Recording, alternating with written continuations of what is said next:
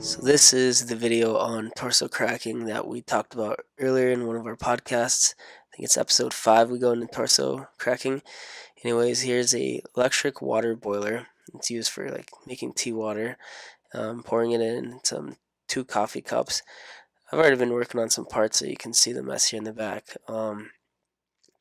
Pretty much I like to get the water, that water was just boiling, so as hot as possible.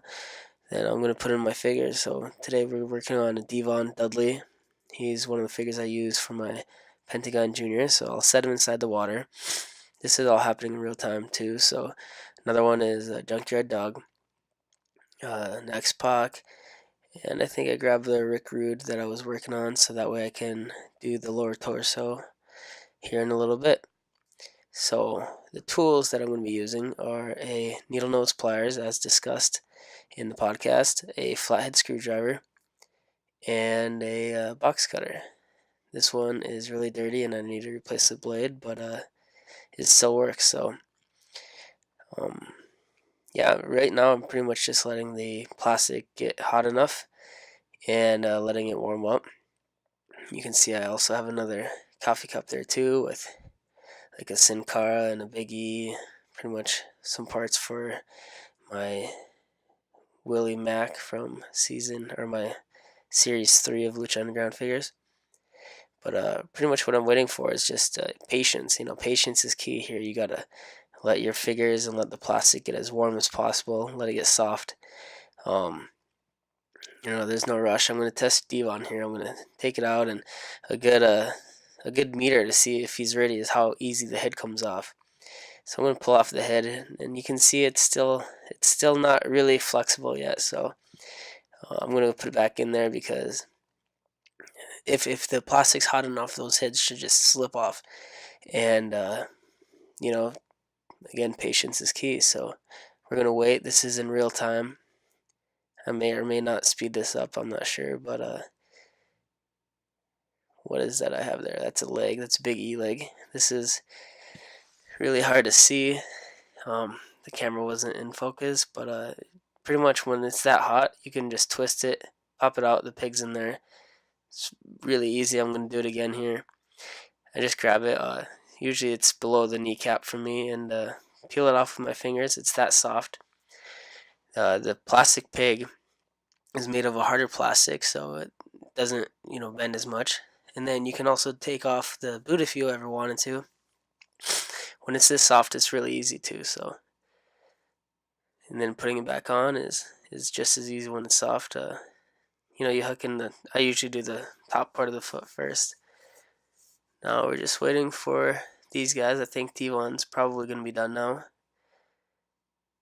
Let's give them a try.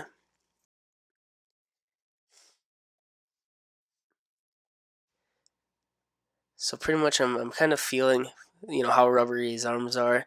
Kind of letting some of the hot water drip off because you don't want to get burned because these are hot. So now I'm sliding in a screwdriver into the back. And I'm kind of just trying to get a leverage on it. Uh, sticking it far enough in there so it's not going to peel back any of the plastic, and just slowly going back and forth and putting some tension, and you can see that glue just split in half because it was so hot.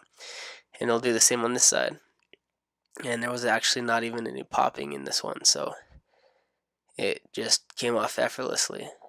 Don't forget that part that is the neck pig, and then don't forget this little rubber piece in here because that prevents your torso from being really loose.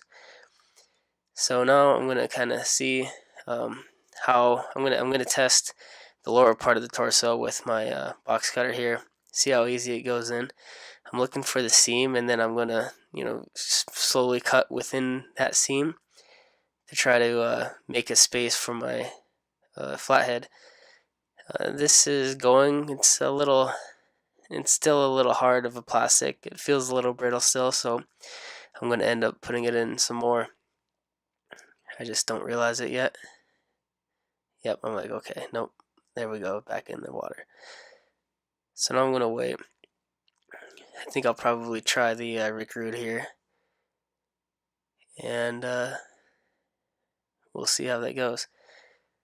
Alright. Here's a Rick Rude. He's been soaking long enough, he should go in pretty easily.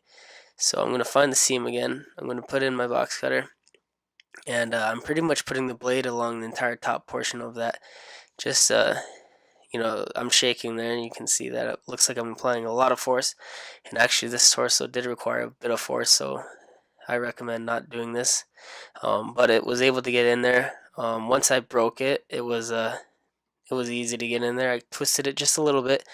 I don't want to break the blade, and you don't want to put too much torque on that because the blade would snap.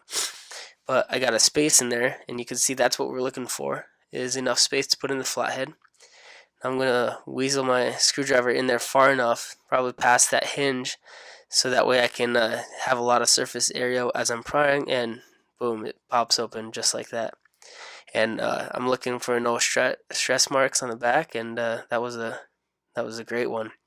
You can see I'm illustrating here how far in I go. I like to go past that point because I find if you go past the peg and you start prying, not the peg, but the male and female part inside the torso, you're not going to have any stress marks.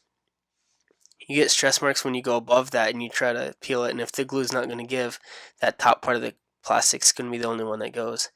So we're going to try Devon again here. I got my box cutter.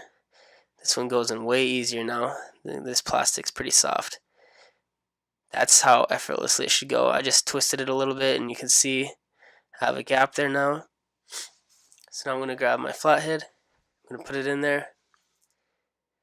And this won't take much torque at all.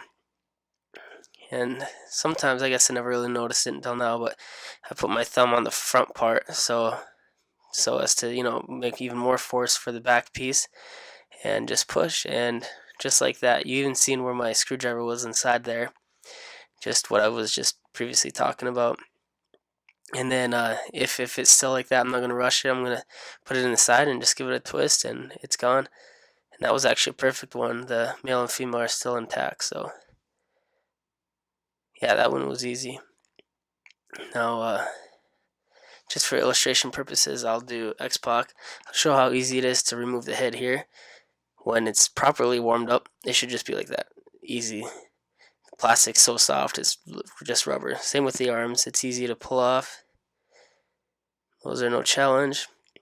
Now I'm going to just try to torso crack this just to show how long X-Pac's been boiling in there, or sitting in there, and how easy he should be at that point. And here I'm starting in the front just because there's more of a gap.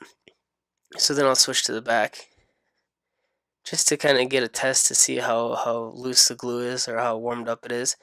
And you can see the torso is already spreading, and that was really easy. Now I'm going to be able to push the flathead in even further, but I do go back and forth on both sides so as to make sure that I'm not creating a hinge, inadvertently by just opening one side. So that piece came out super easy. Now I'll test the lower torso with the box cutter, and this should be pretty easy as well. That seam, as long as you can see it, just start going in there and go nice and slow. But then once you get in there, you can, the box cutter I like because I can put a lot of force on that blade, and it's a little more controlled than an X-Acto. Now I get it in there, I just go right above the hinge and stop. And I have an opening now for my flathead. Now I can wiggle it in there, get it past that hinge, go back and forth, and it should crack.